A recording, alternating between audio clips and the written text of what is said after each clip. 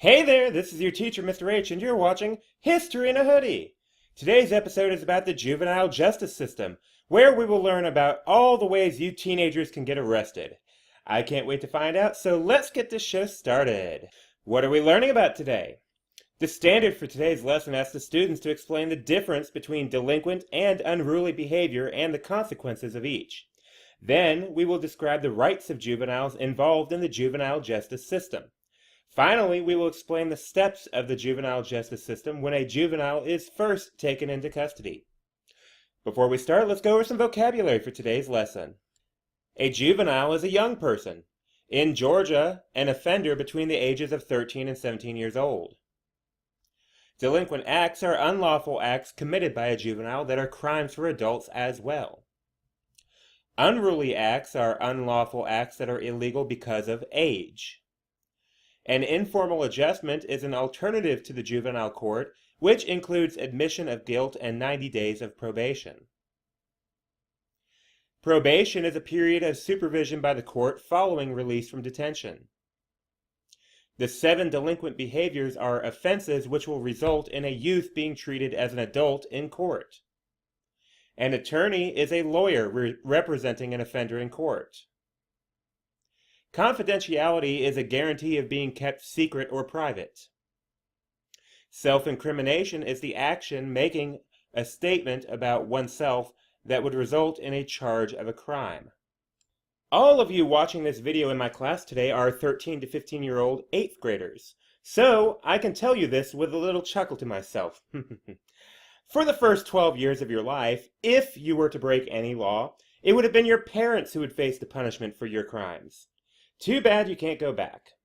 More importantly, now that you're responsible for your actions, legally speaking, it's probably very important that you learn what that means for you. I mean, not you specifically, because of course you won't be breaking any laws. Of course not. Firstly, it is important for you to recognize that there are 2 sets of laws. Laws that apply to everybody, and laws that apply only to teenagers. You have to follow both, and I only have to follow the everybody ones. Too bad for you. Laws that apply to everybody are called delinquent acts, and these cover a wide range of violations, including theft, assault, illegal drugs, rape, murder, graffiti, loitering, and much more. I can't do it, and you can't do it. The other type of laws are called unruly acts, and these only apply to youth because they all have age limits tied to them. For example, it is illegal for anyone under the age of 18 to possess or smoke tobacco cigarettes. It is illegal for anyone under 21 to possess or drink alcoholic beverages. Unruly acts also cover running away from home, driving without a license, and skipping school. Teenagers also have a curfew, meaning that it's illegal for individuals younger than 18 to be in public places between 11 p.m. and 6 a.m., though that varies from city to city occasionally, unless traveling from a school or church function to home.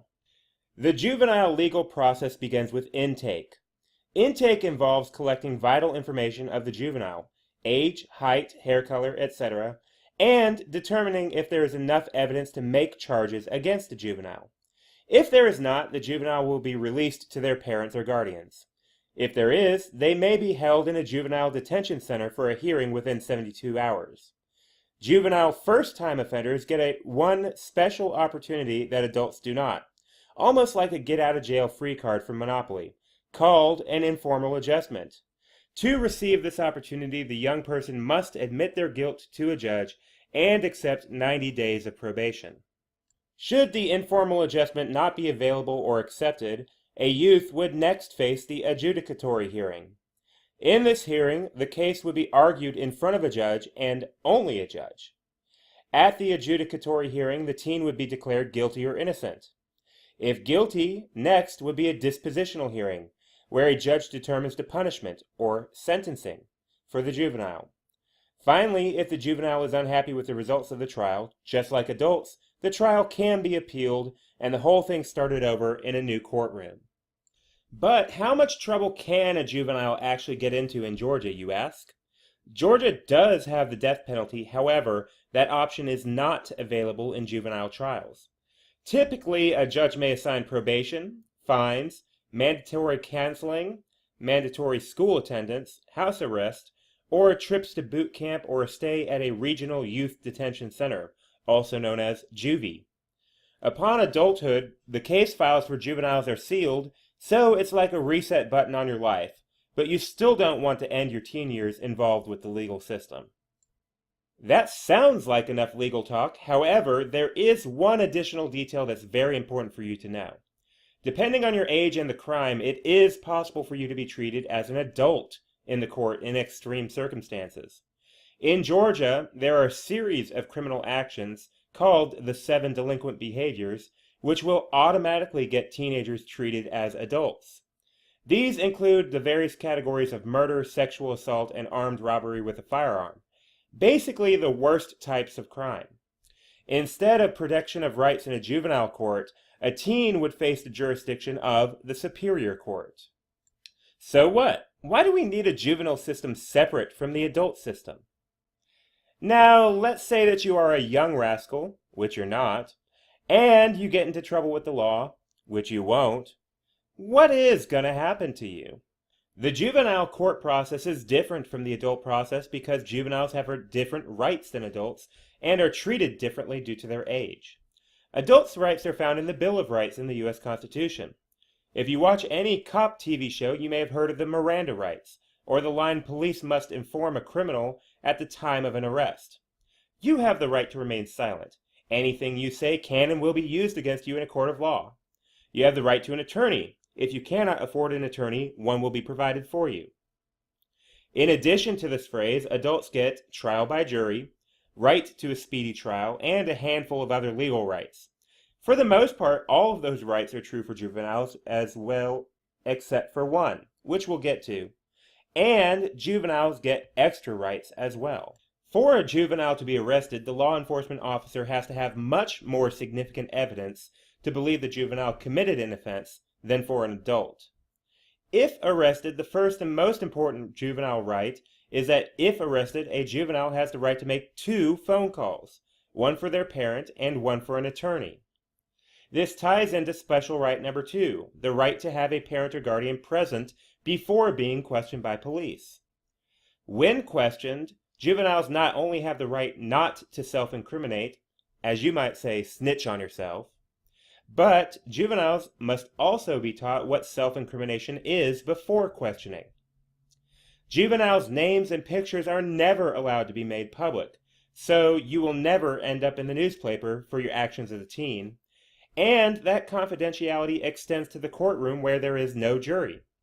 Why not a jury trial like adults get? Well, your confidentiality cannot be guaranteed with 12 random citizens in the courtroom. Trial by jury is the only constitutional right that juveniles don't get. For your final special right, while being held in police custody and after sentencing, a juvenile may never be placed with adult offenders. This also means if you turn 17 while in custody, you are no longer allowed in a juvenile detention facility and will be placed in adult prison. So, with all of these different rules, the process for a juvenile must be different than for an adult in the justice system. It is for this purpose why there are special juvenile courts, where judges only work on cases involving juvenile delinquents. This ensures that the special rights are protected, as juvenile offenders face the legal system. Ultimately, the juvenile system is about correcting behaviors, not punishing behaviors.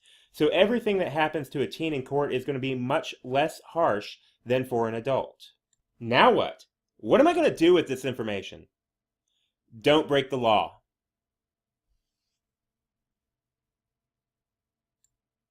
Wow, so learning about juvenile justice is really important for us to understand. I'm glad we learned it today. Are you ready for some review questions?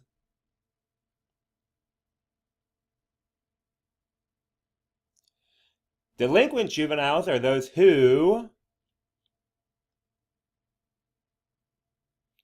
A juvenile can be tried in superior court if he or she has committed...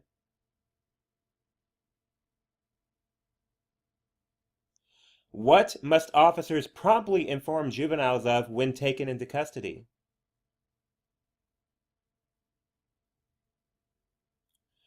Michael refuses to go to school and was caught skipping school multiple times by the police.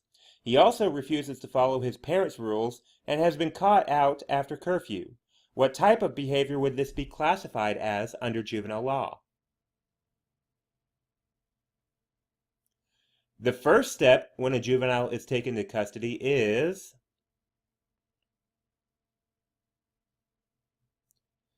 I hope all of you learned a lot from today's episode of History in a Hoodie about the juvenile justice system. If you did, don't forget to like, subscribe, and share. Just kidding. I don't care about that stuff, but do make sure you study this lesson. Bye now.